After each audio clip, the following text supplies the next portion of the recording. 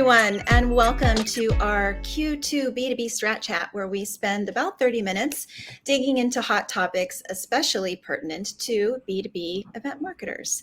I'm Jessica with Event Marketer, and I'm excited to be here today with two event experts that I have had the pleasure of speaking with before on a wide variety of event pain points and topics. Carrie Ibbotson is the Director of Scientific Engagements and Events at Danaher Corporation. Carrie and I had a chance to meet at the Experiential Marketing Summit back in April to talk at length about all things B2B events. So it's really nice to see you again, Carrie. Thank you so much for joining us. Yeah, thanks for having me. Excellent. And Henry Evans is not only with leading event agency Proscenium, who is powering our quarterly Strat Chats. He is also the Vice President Strategy and Senior Creative Director for the agency, and also someone who's very passionate and knowledgeable about the topic that we're going to dive into today. Henry, how are you doing? Hello, I'm good. Glad to be here. Excellent. All right, so we're going to talk about AI in the world of events today, but especially in the realm of B2B events. This is a conversation that is changing daily. It's changing in real time. We were just talking offline about how quickly it changes. So first, I want to start by just taking the pulse right now for each of your organizations. And Carrie, first, if you can, first of all, just give us a little bit of information about Danaher for those that don't know and what you do. And then generally speaking, if you could just give us a sense of the sentiment and the conversation around AI in your event organization. Yeah, absolutely. So, Danaher is a life sciences company that we're made up of 16 operating companies that are all in life sciences, technology, and innovation spaces. So think drug development, rare disease evaluations, diagnostics, that sort of thing. So luckily our organization is super innovative. It's literally in our tagline, innovation at the speed of life. And our group is really leaning into, we're very lucky that our organization is leaning very heavily into AI. We have rolled out co-pilot licensing. They're offering a 4-part series as we speak about agent creation and really how to bring our workforce up to speed with the AI technologies that are there. But as a healthcare company, we have to do it really thoughtfully, really thinking about security, compliance, and using AI ethically. So it's been great, but they've offered us a ton of internal trainings. They're sponsoring a lot of third-party trainings through LinkedIn and HR.com that are just endless. And so if you want to dive into this, they're really giving us the opportunity to lean in the tools that are out there to learn more and bring these tools into our day-to-day work. Yeah, gosh, that's a whole other separate conversation, the vertical that you work in and compliance. It's a separate conversation that we'll have to circle back to. Henry, you have visibility into a lot of different event organizations and verticals as well. And I wonder if you could give us a snapshot of what you're seeing and what you're hearing just in general terms in the world of AI and B2B events. Yeah, I mean, I'm very impressed with how much that's going on, Carrie, in your company with how much you're leaning into AI and doing all those trainings. I think AI has entered every company in some shape or form, as we know. But I think it's kind of rare to see like a company-wide AI strategy yet. It's hard, right? I mean, these tools are incredibly powerful, but they're also, every position, every team needs something different. So to really build that out takes a long time. So yeah, that's sort of what I'm seeing is like there's individual adoption in their own workflows and maybe in their own teams, but very little company-wide sort of adoption I'm seeing overall. Yeah, and that's a great segue to sending it back to you, Carrie, because what we want to do is kind of talk about pre, during, post-event AI engagement and AI tools and strategy. And I'm curious if you have any use cases that you can share on how event teams can actually use AI from a pre-event ideation, concepting, strategy, planning perspective. So we're not at the event yet. You're thinking about the event strategy. Where does AI fit in and how are you able to utilize it there? Yeah, absolutely. So the LLMs that are out there, most commonly known as your Chat GPTs, Copilot, Google Gemini, a lot of organizations likely have some sort of enterprise agreement around an LLM at this point. And so those tools are so great in the planning perspective, because maybe you're taking on a new event for the first time, or there's no standard work in place. Those tools are building it for you. And so they're really great to lean into helping you with project plans, checklists, timelines, budget estimates, with the right prompting, which is a whole other category of itself. But with some really great prompting and reprompting, you can really get some great foundational work kind of built for your teams. It's going to save you a ton of time, and really allow you to get 75% of the framework on paper, but it still very much requires the human touch to finesse to your unique needs and whatever's there. But that build out of starting from scratch, that kind of overwhelming feeling at the beginning of an event that maybe you've never done before, that's where these tools really lean in. Another area where I've really enjoyed leveraging some tools is venue sourcing. If you're going to a new city and maybe you want a unique venue, or you're exploring a space you've never been in, with some really great prompting, it can feed you out some really great options. And that used to have to pay certain agencies for, and those tools have really made it easy to start kind of a basic search to get your way around and really leverage that work. So again, there's just a lot of great baseline work that it can start you with, where you're no longer starting with zero. You've got a really strong framework to build with. Yeah, the venue search, that is a time saver for sure. Henry, same question to you. I wonder if you have any great use cases or ideas that others can steal as they're thinking pre-event planning. Yeah, I mean, I'll actually address something that Carrie, you just brought up. I think utilizing the tools that already exist within your workflow. So if you're a Microsoft company, you should be using Copilot. If you're a Google company, you should be using Gemini, because the more data that the LLM has, the better the output, right? So if it knows what you did last year for this event because you started your planning with it then it'll use that information to better give you a response, for the next year. So I think there's definitely a power in that. And then also touching on venue searching, it's totally made that, so much better. I think, where you have a little bit of issues is with accuracy, right? Like sometimes you got to just check all the sources and do all those things. So what we're actually doing is we're building out our own database of venues that we know the information is right, but we're using the LLMs to better search, right? So instead of having to check certain criterias for certain specific things, I can just ask in natural language, I need a 13-foot high ballroom with, and it has to be in Midtown New York, and it has to feel modern and not too old, and it has now the breadth and the natural language to be able to just find good options from our database. So it's such a great tool in that way. So some things you could steal, I guess, if you want. Content creation is, obviously huge when it comes to AI. And we're using it in ways that, we're often creating content for different shaped screens, whether that's a super wide screen or different, not your typical sizes.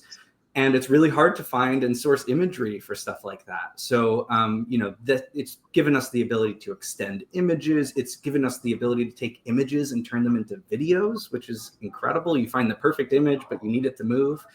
So there's definitely ways that we're using it in that context as well. And then one more fun one is that you should definitely steal. It was really fun. We were 15 minutes before a rehearsal on stage.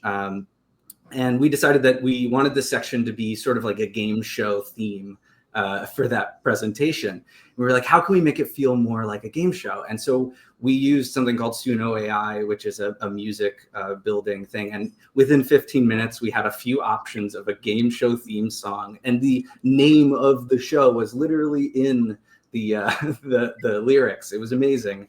And we showed it to the presenter 15 minutes later. They loved it. And it was in the show the next day. So that's, Suno AI is a fun tool. There's other ones too. Google has one as well. But yeah. I love it. Stealing is the greatest form of flattery, I say. Yeah. When it comes to AI, with AI and events, it's like the rising tide lifts all boats, right? So it's as much as we can share and help one another, I think ultimately really fortifies the industry. So I really appreciate you guys sharing all of this, and that brings me to my next question back to you, Carrie. Is moving into more of internal operations, and you mentioned a few things that you use, but if there's, I'm wondering if there's any kind of great use cases that you have seen others use, or you've tried yourself. Once you've gotten into the process, the event strategy, the operational plan is on its way, and you're trying to make that part of the process a little bit easier. Yeah, one of my favorite things about events people is we're super detailed oriented. And so we're great at putting a ton of knowledge into very long decks and briefs. But inevitably, when you're getting ready to get on site in an event, somebody's going to ask you for, I need the quick and dirty. I need the most important pieces of this. It's a forever working thing for me to try to find a way to be more concise in our delivery, and how are we making sure our C-suite and our senior stakeholders know what they need to know without being bogged down in a lot of the weeds.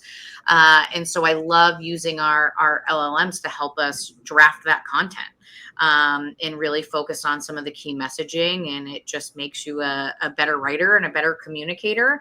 And so we use that a lot for some of the operations internally. And even then, when you're struggling to deliver feedback, especially critical feedback, it's such a skill to be able to deliver feedback. And the LLMs really help you do it in the way feedback is designed to be given, really clear and direct and actionable. And it makes the art of giving feedback less scary, because it's just a very clear, concise topic. So there's a joke from our EMS session where we said we trauma dump into the LLMs and have it spit back out, what's the best way to deliver this feedback to someone. And it was pretty incredible, the number of people who came up to us after and were like, we're totally using it for that. Never even thought about it. And so there's just, internally, there's a lot of things we're using it for to help improve. And using it, Henry had mentioned, building your own databases to improve your own voice and speak from a place of, this is what we know success looks like. And it makes it really easy to be generating work once you already have your success points identified. And then you're just training those tools more and more to help you be more operationally efficient. Or, there's so many automation tools now where you can get your different platforms to speak to one another, which is removing a lot of that manual kind of triggering, which is huge, and a major, major time saver. I'm definitely adding trauma dump to my vocabulary. It will be in rotation. Yes. So Henry, over to you. Any tools that you're using to kind of improve upon your processes, streamline your processes internally? Well, yeah, actually, we were talking about this a little earlier, that in preparation for this even, I was doing a similar dumping of all of my thoughts around AI and what I should talk about and all these things. And I just recorded a voice memo of that. And I uploaded that to something called Notebook LM. And it was able to turn that into like this fake podcast for me to listen to my own transcripted notes back to myself. And it was a really good way to hear what I liked, what I didn't like. And there's definitely that. There's so many tools out there. It's sort of like, it's an endless kind of rabbit hole to try to get out from. But as Proscenium, we're also starting to build our own tools using AI. You mentioned automation and things like that, but we're even, coding has become so easy. I started with LLMs, rewriting my emails or changing the tones of certain things, to coding platforms for us, right? Like it kind of runs the gamut, and we're building tools like market research tools. We're also building technical calculators for like audio visual stuff. Like, one example of that is PowerPoint font size, right? When you get in the room and you have the size of the screen, you're always like, can you bump up the font on that slide? And now we have a calculator that essentially can give our team and our graphics team the knowledge of like what fonts we should be using for that. And that was something I built entirely using AI coding. And it's just kind of changing the game when it comes to tools that we can build ourselves. That is fascinating. That's really interesting. Fun. Yeah. We talked a little bit about this earlier before we all got on here together, but I'm so interested in your answer to this question. Carrie, I wonder on your side, what the skill set event marketers are going to need when it comes to AI, and what do you need to come to the table with now? What does the event marketer of next year, the year after, need to have in their on their resume or in their work history to be able to flourish in a more AI driven environment, or at least AI centric environment in events? Yeah, and I mentioned this before. I think it's not so much a skill set as it is the tenacity to try. Mm. At this point, you just have to be, a year ago, I was sitting in a session and was still like, "Ugh, AI is just something happening around me. It's not something I'm using. It doesn't make sense for me." And I learned very quickly by the end of that session, I was already behind. And I needed to start leaning into these tools. There's a study coming out from a couple of vendors that we've worked with.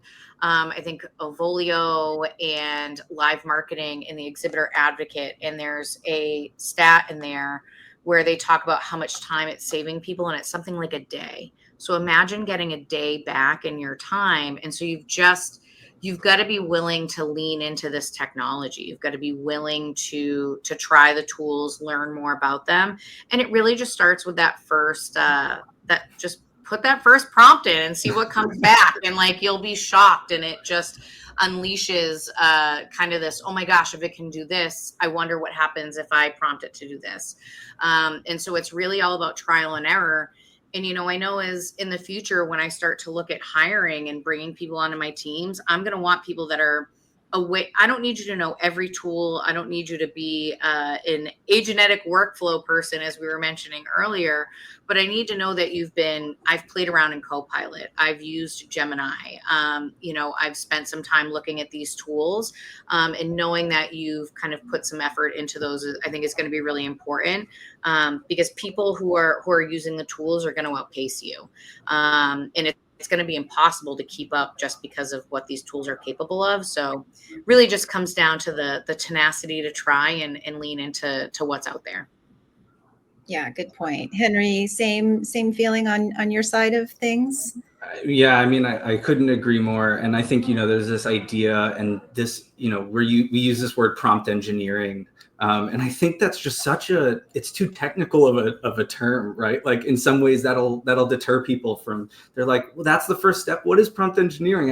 I mean, my recommendation to people who've never touched LLMs at all is just ask it. Like, ask what tasks it can help you with. Like, it's as simple as that. I mean, that's the beauty of natural language, right? So like use it like that. You don't have to, you just talk to it and see what happens. And like you said, you'll find the reasons why it'll be helpful as you keep doing it.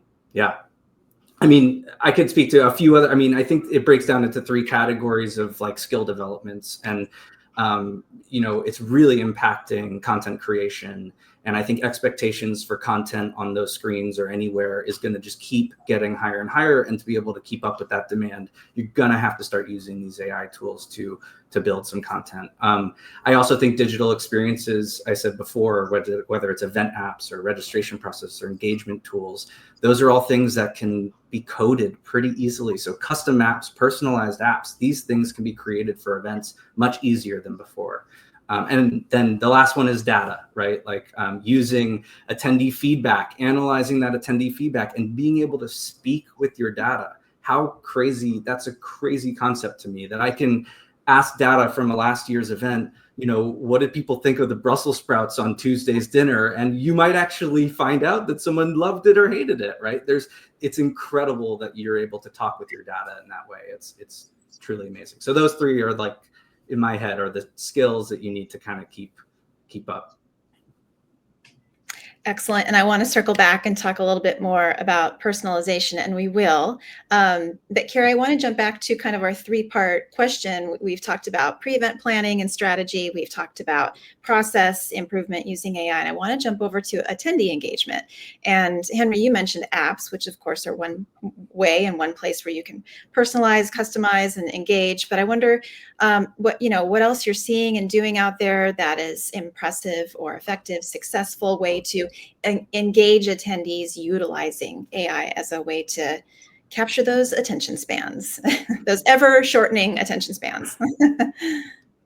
Absolutely. So there's some tools out on the market now that are specifically at a lot of like exhibition shows and trade shows where you can measure audience sentiment.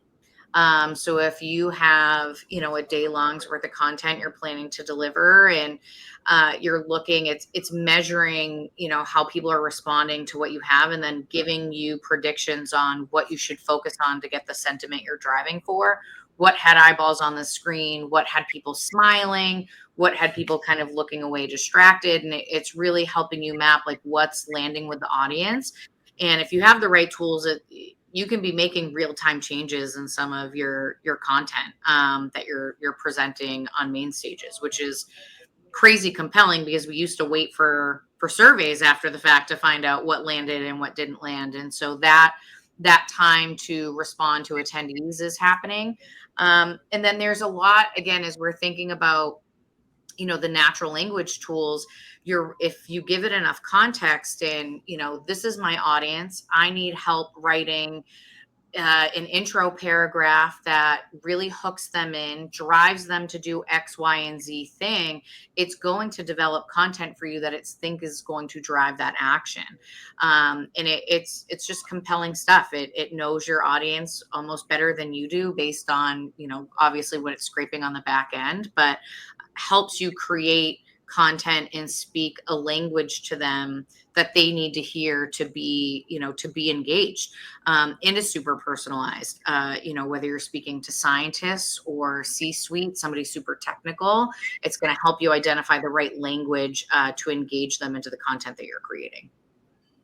I want to follow up and just ask you, Carrie, too, just about the idea of the promise of AI-driven personalization, because the industry has been talking about personalization and customization being the future, especially at B2B events, for several years. AI is, of course, allowing that to grow explosively as it moves forward. But I wonder if it's living up to kind of the promise at this point, if there's a long way to go. Are you seeing that kind of customization engine really happening with AI right now?